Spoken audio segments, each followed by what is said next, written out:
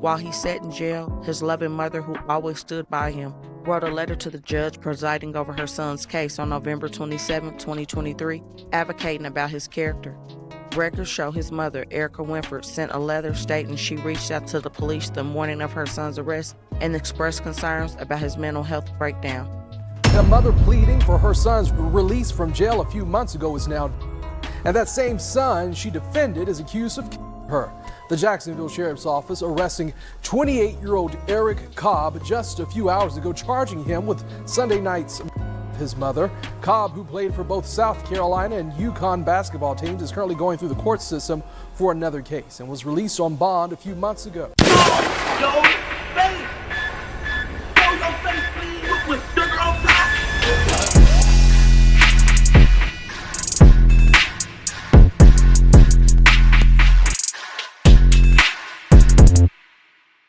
Alright y'all, so here we have a young man who was a basketball player with sort of a promising future ahead of him, but according to the story, the pandemic happened and that led him to go off the deep end as he was forced to basically stop his career of playing basketball.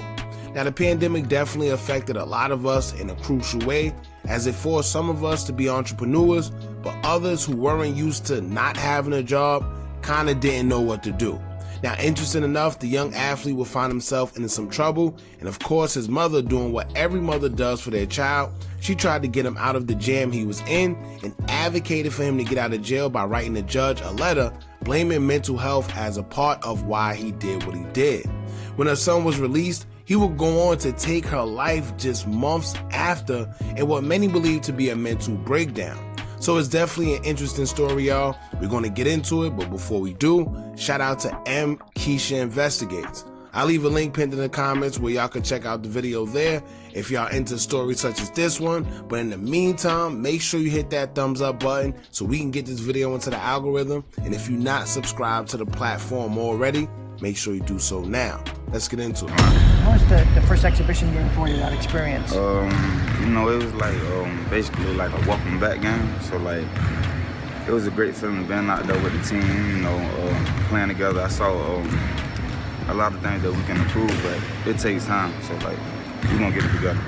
How hard is it to stay really aggressive but play hard without fouling? Is that kind of a challenge? The way certain refs call it against? Yeah, it's kind of challenging because, you know, the game has changed. So like, I feel like they calling a lot of weak fouls. Like I'm strong. Like, what we in the weight room lifting for? Like,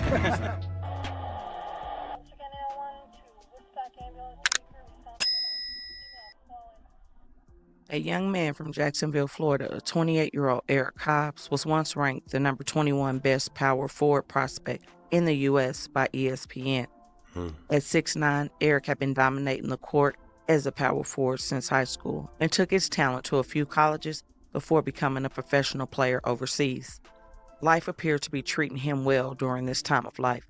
Oh, so he did become a professional basketball player. It just so happens that instead of in, you know, the States, he was pretty much overseas. He was reaching goals that many dreamed of.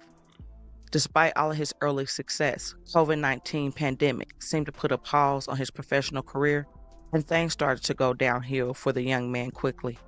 Sadly, within a few years, Eric would go from the basketball court to the court of law after he was accused of taking the life of one of his biggest fans. His mom. Crazy. 28-year-old Eric Christopher Cobb was born June 10, 1996, to his mother Erica Winford and father Terrence Cobb. Raised up in Florida, he was one of 3 of his mother's children, and she did her very best to give her kids the best and some. Eric's father was also a vital part of his life and was that dad that was always talking about how proud he was of his son. During Eric's high school years, he was excelling in basketball, and in his senior year, he moved to Baltimore, Maryland to attend St. Francis Academy, where he averaged 13 points a game and 9 rebounds. And for y'all out there, because I see this a lot, whenever kids go through something, the first thing people say is, oh, well, where was the father? Clearly, he had a father in his life. His father was very attentive. He was going to basketball games. He was supportive of his son's basketball career. So it had nothing to do with an absent father or anything like that. He just had a mental breakdown, but we're going to get into the rest. Ranked as the 21st power forward in the country and a 4-star prospect by ESPN. Also in the summer, he played AAU ball with the Atlanta Celtics. When it came to college, he committed to the University of South Carolina. As a freshman, he appeared in 24 games, averaging 1.1 points, 1.9 rebounds, and an overall field goal percentage of .565. As a sophomore, Eric transferred to Chippewa College in Marianna, Florida, where he appeared in a total of 29 games. He started 15, averaged 10.9 points, 8.2 rebounds, and had a .526 overall field goal percentage. Selected second team All Panhandle Conference, and while there, earning his associate's degree. Moving forward with his education in sports, he was accepted to the University of Connecticut. In his junior year, he scored 26 points and grabbed 40 rebounds in 15 games. By his senior year, he was showing considerable promise in games where he received significant minutes. Eric used the 2018 spring and summer to transform his body, dropping some 25 pounds and shedding body fat in an effort to have an impactful senior year, and also named to the Athletic Directors Academy Honor Roll in spring of 2018. After graduating from UConn with the class of 2019, he continued to play the game at professional level overseas in Croatia. However, it would end up being a terrible time as COVID-19 started to spread across multiple continents and unfortunately put a halt on his professional career. Eric came back to America, but things would never be the same, and the game he loved so much would be in his rear view. Trying to adjust to a new normal without playing ball after COVID provided to be harder than what he thought, and family said it started to take a toll mentally on him. Now, I don't know how it works for the athletes, but when everything stopped, right, especially if he was overseas, that means no money, no, like I said, no income. And basically his career was surrounded by something he liked to do. So he no longer gets to play basketball. He's not making the income. I guess he's just home in his thoughts, really rethinking his life. And maybe he thought like, yo, listen, I don't have nothing else going on for myself. Right now, you have some people that would say, well, he could have used his degree or used anything else to try to do something else. However, a lot of people don't have the mental capacity or the strength to just say, all right, I'm going to do this or I'm going to do that. Maybe he thought it was over. Who knows? On October 21st, 2023, officers were dispatched to Franklin Street in Jacksonville in reference to a combative individual who was later identified as Eric. The officers came to assist members of the Jacksonville Fire and Rescue Department who were already on scene. The report states Eric was laying on the ground and appeared to be incoherent. Officers would ask Eric if he was okay and asked him to leave the premises, which police said he refused. During the efforts to assist him to his feet, police said he yelled Hancock and punched one of the responding officers in the face. Wow. Eric was then detained and handcuffed and ultimately arrested and charged with resisting an officer with harm. While he sat in jail, his loving mother, who always stood by him, wrote a letter to the judge presiding over her son's case on November 27, 2023, advocating about his character. Records show his mother, Erica Winford, sent a letter stating she reached out to the police the morning of her son's arrest and expressed concerns about his mental health breakdown. She claims the officer who answered the call to the non-emergency line dismissed her concerns. It was only through a call from her daughter that Erica learned of Eric's detainment. He continued writing, describing Eric as a God-fearing, intelligent, and respectful individual, a gentle giant.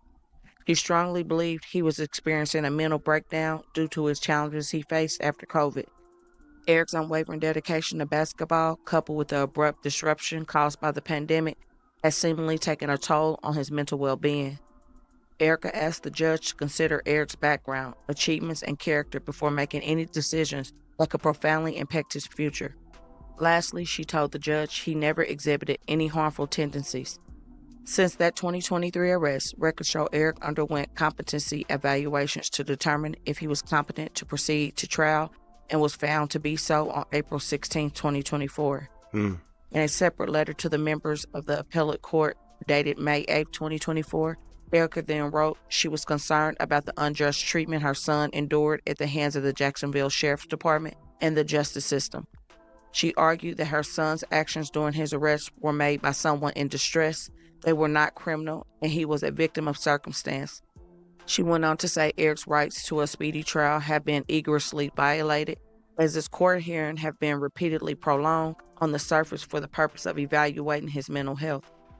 Court records dated June 12, 2024 state Eric was finally released on his own recognizance. As a condition, state he would only be released to his father, Terrence Cobb.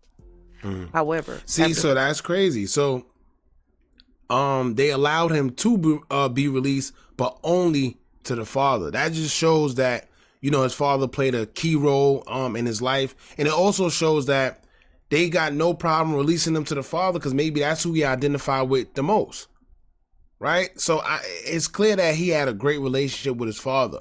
But let's see what happened with the mother, because this is crazy. Staying with his father for a while. He got mad and moved back in with his mother around Christmas 2024. Erica unknowingly was about to pay the ultimate sacrifice as a mother, and by February 2025, she would be found shot multiple times outside of her home. Damn.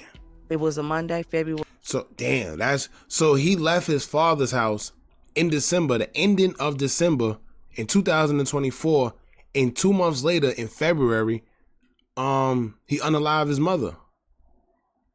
February 10, 2025, and a friend of Erica's became concerned after attempts to reach her, but never received any response.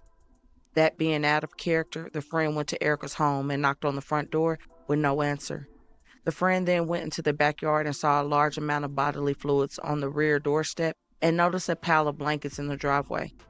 He then left to go to the residence of another one of Erica's friends, and both returned to the home and knocked on the front door again, but there was still no response. After the pair left, one of them returned to the home because of the bodily fluids they saw, and sadly, they would find Erica's body wrapped in a blanket and towels in the backyard. Wow. Law officials were called immediately, and once they arrived on scene, they saw a disturbing situation. Police said Erica had suffered multiple gunshot wounds to the head, stomach, and left leg. Tragically, just days before she was unalive, Erica had confided in a friend that she was afraid of Eric and did not want to go home, further saying he was possessed and that she couldn't afford his medication. Speaking of Eric, he was then detained as he attempted to leave the home, according to authorities. Following an interview with detectives, Damn, look how bro look. Yo, look how he look, right? And you could tell, I don't know if it's the medication, or just him eating too much, but y'all know medication could blow you up quick.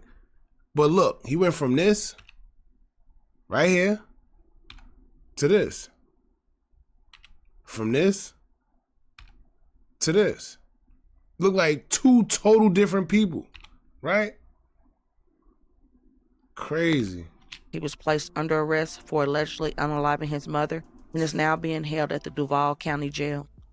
After his arrest, officers found an AR-style rifle and a 9mm semi-automatic handgun, according to the report.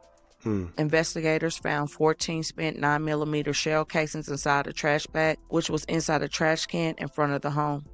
Also, several neighbors reported hearing screaming and gunshots the night before on February 9th, but sadly, no one called 911.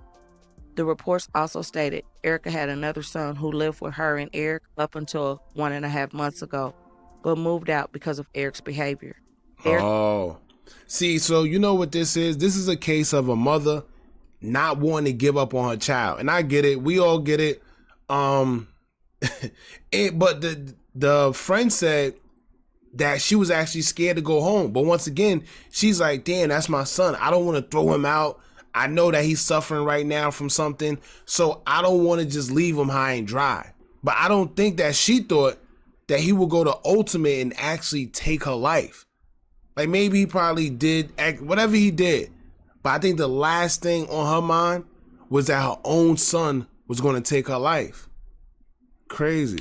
Eric is now being charged with second-degree unaliving. A mother pleading for her son's release from jail a few months ago is now, and that same son she defended is accused of killing her. The Jacksonville Sheriff's Office arresting 28-year-old Eric Cobb just a few hours ago, charging him with Sunday night's his mother. Cobb, who played for both South Carolina and UConn basketball teams, is currently going through the court system for another case and was released on bond a few months ago. This three-day saga started over the weekend and ended today with the arrest of former UConn basketball player Eric Cobb. Jacksonville sheriffs said that on Sunday, 2 different people reported hearing suspicious activity coming from the house of Eric Cobb's mother, but they never called 911. We have a complainant advising that they heard someone screaming, "He's going to kill me." We have a separate complainant who advised they heard multiple gunfire. The next day, a family friend came to check on 51-year-old Erica Winford, Cobb's mother. She called 911 after finding a gruesome scene. As soon as sheriffs arrived, they say they found 28-year-old Cobb trying to leave the house. He was detained and later arrested. Eric's father stated that he and his mother did everything they could to get their son help. However, with him being an adult, they could not force him, and he had to agree to treatment. I'm sure no one ever foresaw the tragedy taking place just a few years back. Now this family is forever torn apart, and the days ahead will not be easy. Erica's oldest child said they had the best mama in the world who was so sweet and loving. She was always there for all three of her kids and went above and beyond to make ends meet.